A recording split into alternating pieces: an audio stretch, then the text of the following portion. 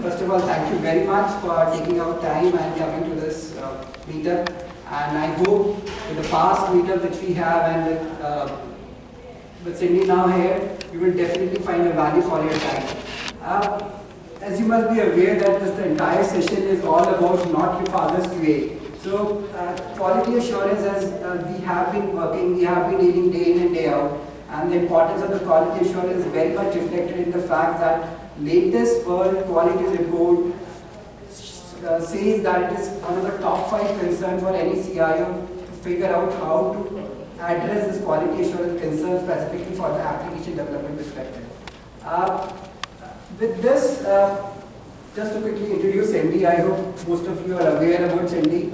So she has been one of the prolific testers working in testing domain for quite some time. Started her career with LL Beans and now working and leading the quality assurance practice in IDEX laboratories, and where she has been working with different agile boards. She has been members, she has been promoting different concepts regarding testing. So over to Cindy to throw more light on what she has in store. Thank you, Cindy. Thank you. That was a great introduction. So welcome everybody. I want to thank you all for coming out on this rainy afternoon.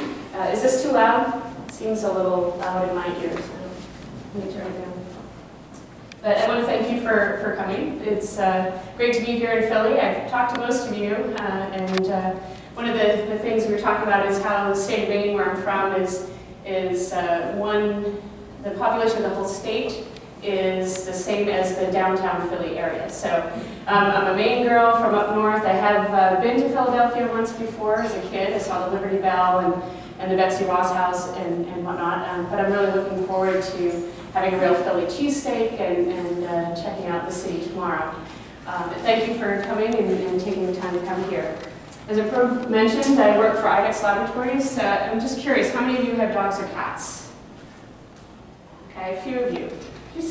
At IDEX, they say if you don't have a pet, you need to make one up. Because what we do is we do diagnostics for companion animals, so dogs, cats. And so if you've taken your dog or cat to a vet, most likely they've used IDEX equipment to do the diagnostics or sent the sample out to an IDEX lab. We're a global company, $1.6 billion.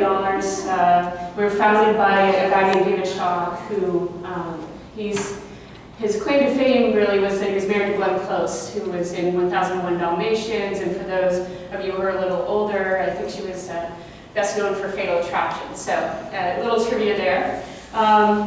So I'm also on the board of directors of Agile Maine, and we are having our first full day event next Friday. So if you're looking for an excuse to travel up to Maine, come on up to Agile Maine Day. Today I'm going to talk about Not Your Father's QA, changing the culture of quality within your organization. Now, this is something that I don't claim to be an expert on by any means. I've learned a lot of things the hard way, and I'm hoping that by sharing things with you here today that you'll not have to necessarily learn things the hard way. And I'm also looking forward to potentially learning some things from you as well. We're going to have an interactive session about halfway through, so we can share some ideas and hopefully learn from one another. So, just want to show of hands, how many of you are actually in pure QA roles right now? Okay, so about half the room. And of those of you who are in QA, how many just kind of happened in QA? You fell into it. Okay, so a few of you, yeah. So that's what I found on my team. Actually, my whole team are folks that fell into QA. We were business analysts, we were people doing UAT, we were developers, we were I think customer service even. So the thing we found is that the part of our role that involved quality was the thing that really drew us. That was the thing that made us excited to go to work every day. And I'm hoping that with sharing some of these ideas that you'll have that excitement for quality assurance as well. It's a great field to be in. Yes? I think you next slide, the ultimate. Yes, that's right. It was a campaign back in 1988. I'm going to give away my age, but I was actually old enough to have seen that commercial. It was for Buick Oldsmobile. It was meant to appeal to a younger generation. The Buick Oldsmobile customers were older, and they were dying off, and if they didn't rejuvenate their brand, they were going to essentially lose the market share. So they came up with a campaign that said, this is not your father's Oldsmobile, this is something for young people to drive.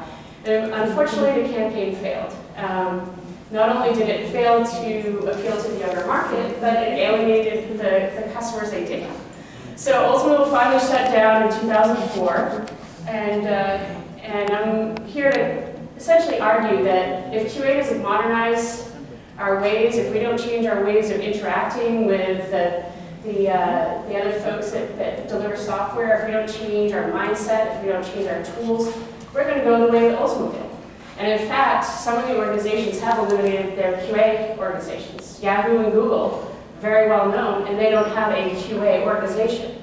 Now that's not to say that they don't do quality assurance, they don't do software testing, they don't do testing.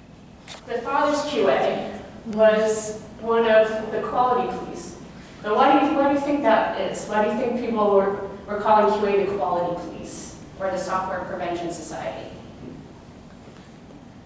No, that's not good enough. Right, so we were always the ones that would say, stop right there. You know, just, you can't go to production. I found a showstopper defect. I'm digging in my heels. This is it. We can't go live.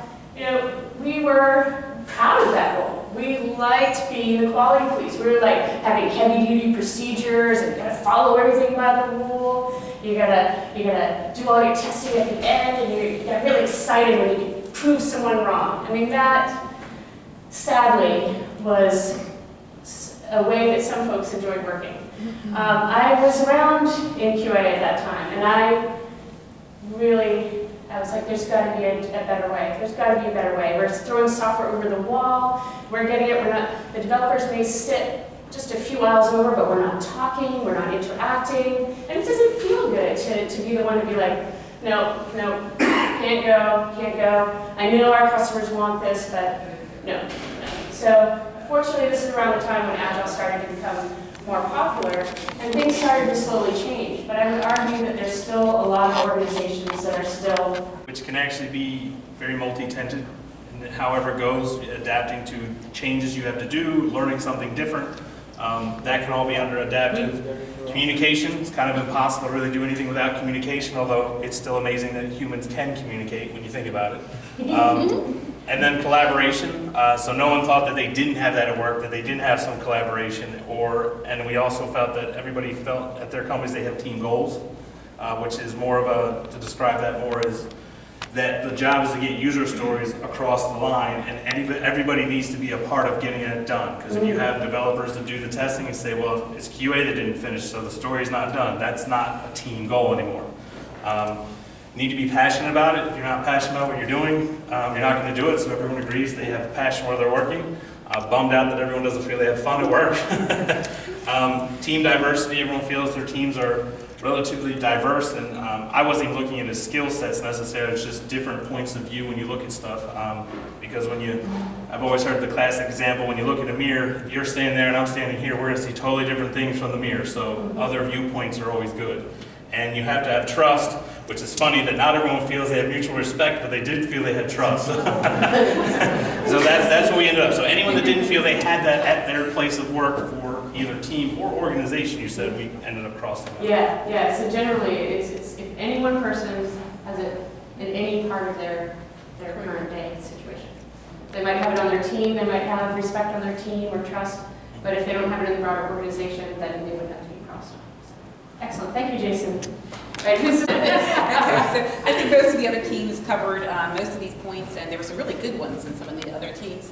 But we talked about teamwork and being able to work well with one another, and good communications both within the team and external to the team. Integrated across functions, because it's not just all about testing. It's better get a better idea of the product. You need to work with users, developers, analysts, etc., documentation, etc. Pride in what you do. So, that goes along with quality and cross-train. So I think we talked earlier about a lot of times we just throw people in testing and we don't give them the right training, and they can test it. They can get training later. Customer focus. If you don't know what the customer wants, and how do you really know how to test it? Aligned with the business goals. So, you can test forever. and never finish, right? But at some point you have to stop and you have to know what that is, and there's a risk, risk versus quality type equation there. Honesty, sincerity, and loyalty. Kind of, you want your team to gel, to have, I guess my team never had any fun because I forgot that one, but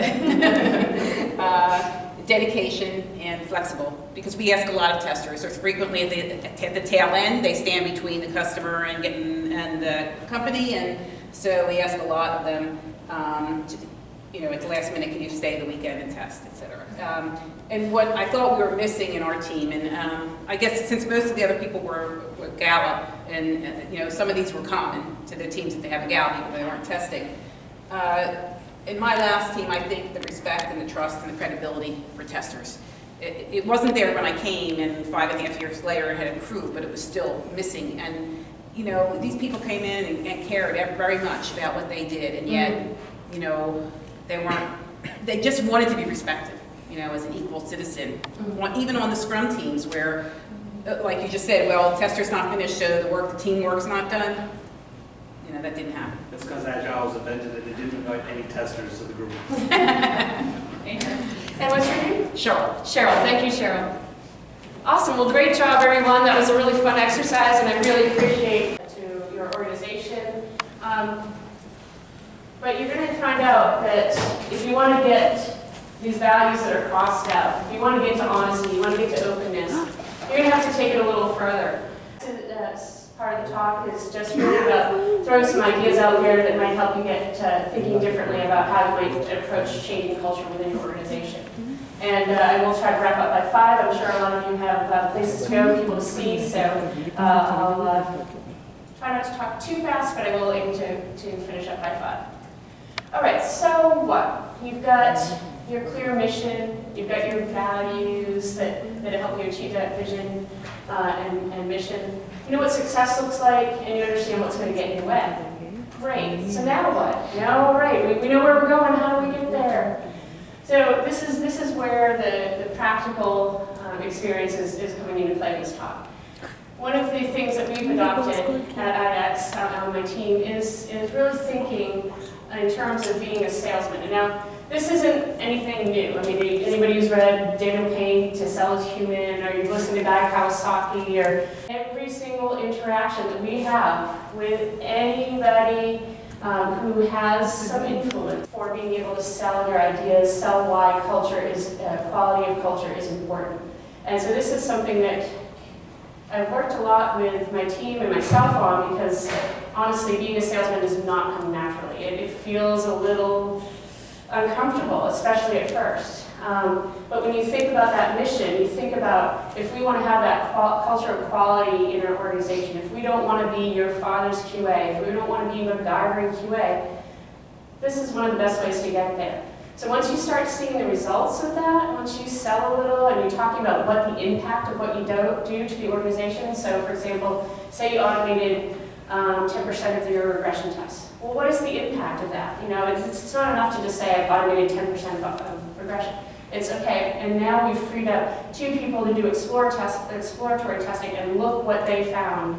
Or now this frees up the analysts who were previously doing testing to go build new features. It's looking at what is the impact of the actions that QA is talking about. What is the agile mindset?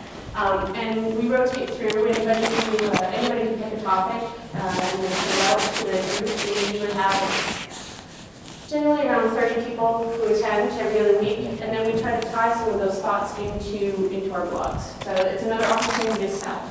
And part of this, I will admit that this also is hard. Trying to take your thoughts, get them on paper, get natural at writing, and maybe some of the folks that kind of grew up in the blogosphere, it's not as hard, but someone writing a lot. You write emails, and you write business papers, and you write heavyweight documentation back in the waterfall days, but writing something that's thought-provoking, yes.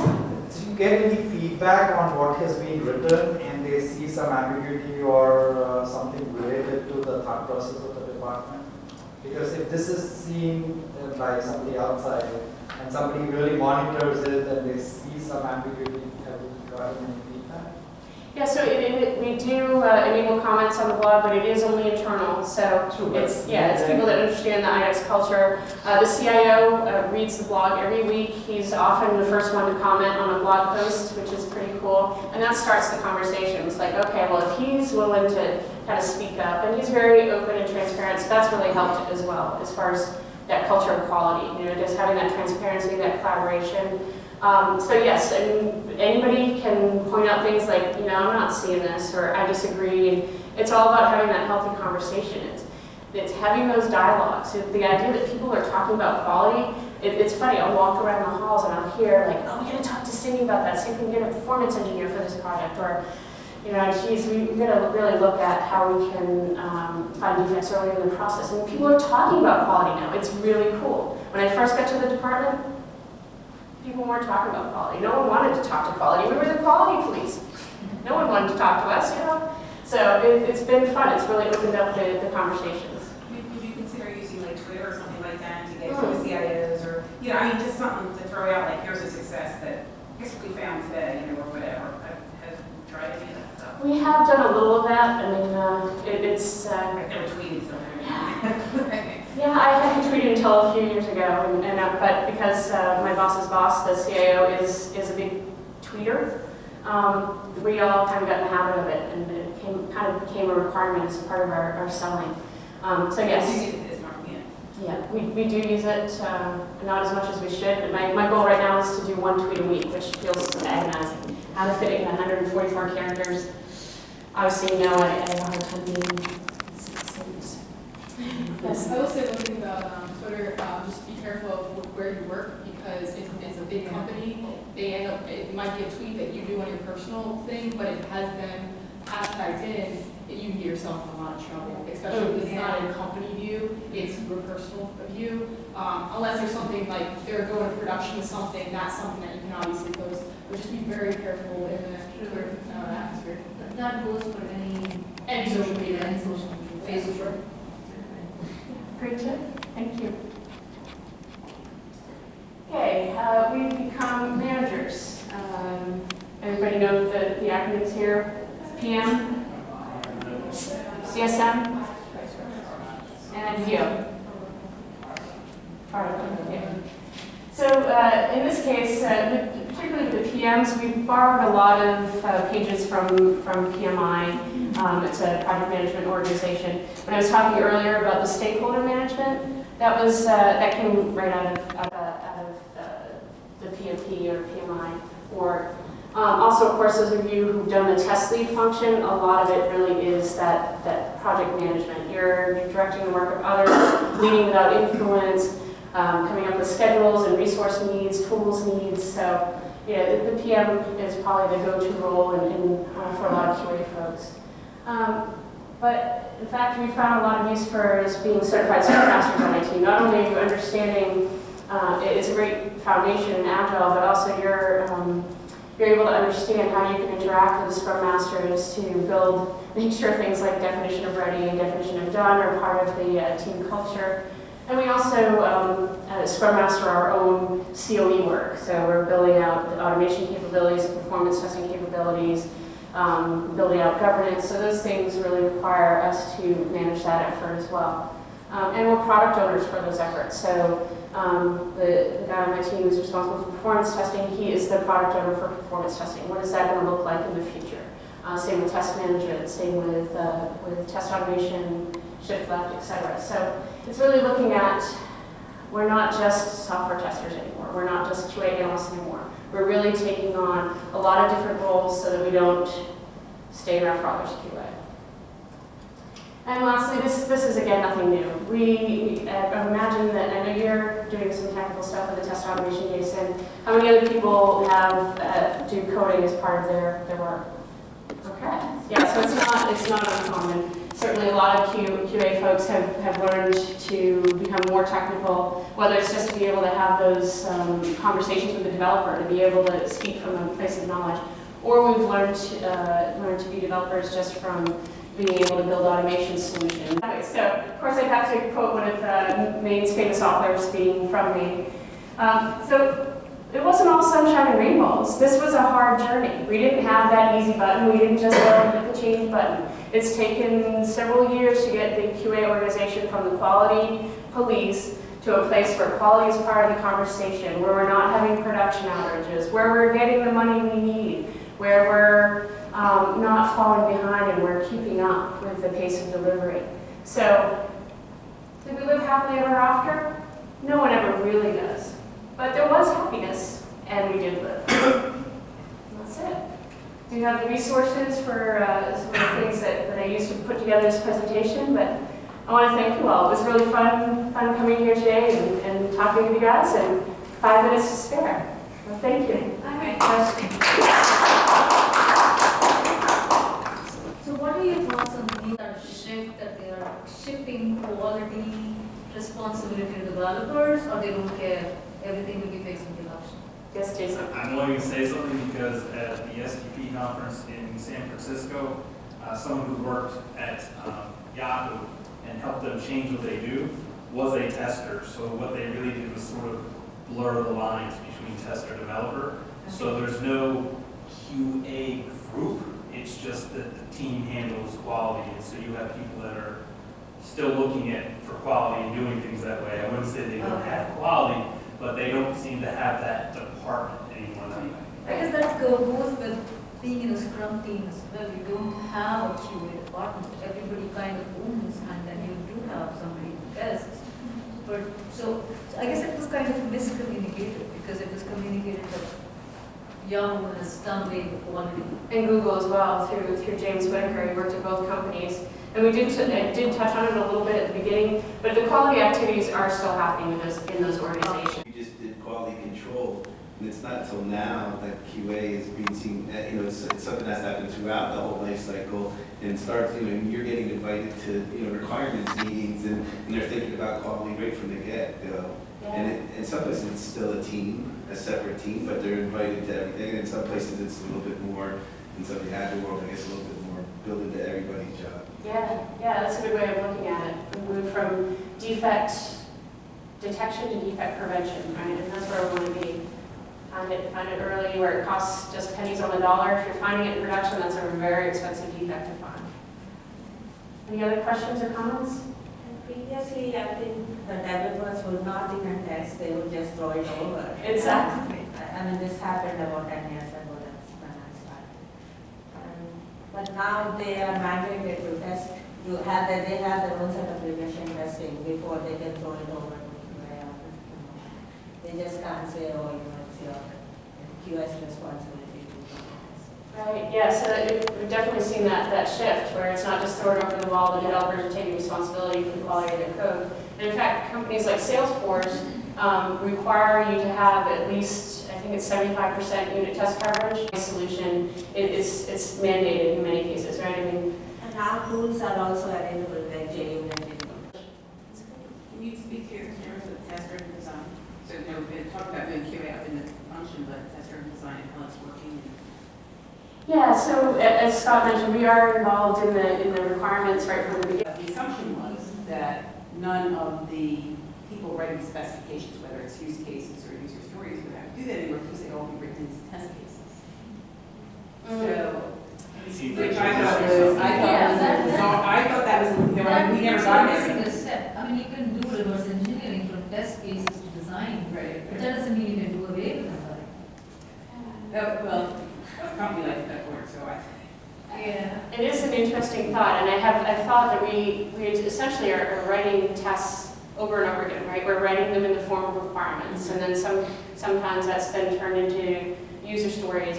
There's two different steps, and that's essentially a form of test cases. And then you're writing the actual test cases themselves, and then you're automating those test cases, and then you're doing exploratory testing. So you've got all these touch points throughout the SDLC, or software development lifecycle, where you're essentially writing a form of tests. And so which steps can you take out, right? And I think that's where the behavior-driven development is really getting at the requirements up front in a test case form, really the given one then, for example, where then you're not necessarily having to write them in many different flavors. Yeah, I mean, I think the point that would be too, and I've heard people discuss it, and I agree with some of this, is as you go, the team, like the product owner is the one who comes up with the user story, and needs to put in what they're looking for. And do a good job of explaining that, because lots of times, like, I just want to do this. Like, what about this, this, and this? Oh, yeah, well.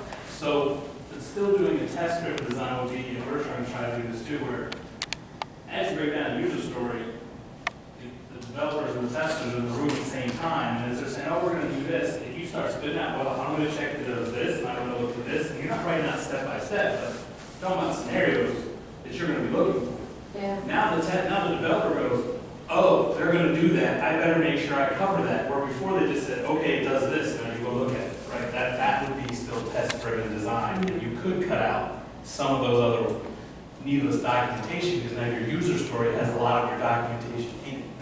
There's a company in Philly that does automated test-driven design, and like they release twice a day. And their definition of done is when all of those automated test cases pass, and the developers just keep working twice a day, releasing until those test cases run. Well, if you're missing test cases, other things, you still got it. But the fastest I've ever heard is somebody was pushing to production every 5 minutes. So anytime they basically committed some code, it went through these tests and out to production. I think Netflix is there. I think they're close to that, yeah. They actually have crazy things that are pretty. I think Google releases every 17 seconds. Well, they do crowdsourced testing, that's why they probably do that. They let the users find the bugs. Yeah. I want to mention one thing, kind of like this, but has anybody experienced doing mock testing? Because I feel like QA are no longer just required to do manual testing. It's like, you must do manual and automation. You must know how to debug things. You must know how to use Linux in every single operating system out there. Has anybody tried mock testing? Or raise your hand if you don't know what mock testing is. I don't know if you're using this. Same as crowdsourcing testing, or? Sort of. So basically, you get your user story, and you take your entire team, your agile team. So you have, your business person, you have your product person, you have a tester, developers, how many that team may hold, and you basically get a computer up there, and you have the person typing the code to basically do what the user story says. But they cannot talk or do anything. It's the team telling that person what to do. So they're just up there as puppets. And so not only is it teaching other developers, like you're going to have iOS developers doing something on Android or a web that they've never done before. QA, the same thing. Hell, I don't know how to code. That's why I'm a tester. But you start to learn. But I just want to know if anybody had anything with mock testing before. It's very interesting. I would definitely look into it. We just started doing it, and I feel like that training model that we kind of crossed out, that's a big thing that we want to do, because again, every developer, you can't just be a web developer anymore. You have to know how to do Android. You have to know how to do mobile. That's just what you have to do in technology now to kind of stay above the curve. Nicole? Gigi. Sorry, Gigi. Okay. Would you mind posting some information on the Meetup site about that in the comments? I think that's a really interesting idea that sounds like not many of us are familiar with, so that'd be cool to know more about it. Well, we only did the swarm testing where we had everybody inside the QA group say, this team's like, hey, we want to get ready to release this. Can you guys come and look at this to make sure we don't have tunnel vision? And so as new eyes on it, you get cross-pollination of what the other teams are doing, so you're aware of it. You have every tester in there just hitting the thing, and we always find a few extra bugs. Do you include developers? No, but the next thing we plan on trying to do is teaching developers how to test. It's extremely, we've done that, we call it a test fest. We do it before every release. And I'm telling you, there's times where I'm like, developers should be developers, testers are testers. But I have found some very, very good developers that can test the crap out of something.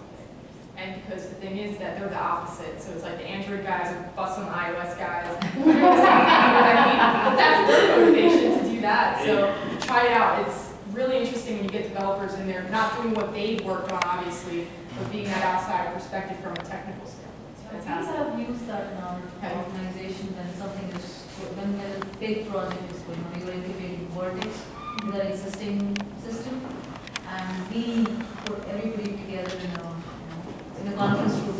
Just go ahead, be with it. Even the support. It's fine. You always have to be careful with your metrics. It's really just supposed to help you in planning and seeing where you're going. You got to make sure to make that, and that's kind of someone above you, management or something that's pushing these metrics aren't to say, this is how you gauge this team. It's to say they're doing not as well as that team. So every team's numbers are their own. So that's the first thing. Everyone's metrics should be their own team. This is what we know this team should be able to do in this time frame, whatever your sprint rate is, usually 2 weeks. But, you know, it depends on how you do stuff. So metrics, the thing there, you usually want to see, we're trying to do stuff with bug count densities. You know, you put the how much are you finding in a certain period of time, how many go out to production, how many you find beforehand. And again, those numbers have to be careful that someone's not being like, why are these developers having so many bugs? It's not about that. It's just saying, what have we caught so we can say we're catching more now, right? In my automated test, we've actually accidentally tested a feature as they put on a feature flag to turn off a feature, and it turned it off for the whole testing environment. My test failed. And I was like, hey, this is missing. We're like, oh yeah, we put in that feature flag. Well, when you turn it back on, it works. Halfway testing. So those are types of metrics you can get at any time. You really look at what you're doing when you're looking at the data. You're talking about metrics from an agile point of view. You really can't separate out dev versus test, right? It's really team metrics. And so, again, this is something that I would caution you on, right? Is that, you know, when we start, I know you're talking about, you know, defects testing, but it would be more just defects that have left the sprint, right? Because in some agile teams, maybe not necessarily track individual defects, because if you're there in that team, and you're doing incremental build, incremental test. We're still very young team, testing-wise. Well, I used to be a developer and very recently became a tester. So I'm just trying to, understand. So I'm just trying to understand what kind of metrics can we testers collect so that we can, add value to the team. Your test collect all of them. How about a celebration metrics? Like my team's always trying to challenge and automate. This automated test nugget just ran for the millionth time, Come up with some celebration. Hey, I wrote a test case that was automated and it hit 1,000 times, or it hit 1,000,000 times, or now I had 10, I don't know, whatever it would be, but come up with some metrics, say, hey, guess what? We ran this thing a gazillion times, and it's still going and strong. Like, when you send a satellite out to the far reaches of the world, it's like, hey, you passed Pluto, we're still going. Remember that test we did when we ran that thing? It's still going. Come up with some different ways of looking at automation. Like, can you imagine someone doing that test 1,000,000 times? But if you automate it, you can celebrate that automated test activity. First, we just create automated test. Okay. Hey, it's still coming. It's still twerking out there. It's It's a good sales technique for sure. You don't say, hey, QA just reached the move, and then that gets everybody saying, hey, how did you actually do that? And saying, it took so many minutes, and that's how many minutes it would take to get to the move. That's actually come great up with something sales. different. I'm gonna take that. I'm stealing that. That is mine. So in terms of like the normal metrics, I mean, productivity metrics, like how many test cases a QA member designs per day. Before everybody leaves, just wanted to take a minute and say thank you to Cindy for coming down. You're welcome. Are you still sick?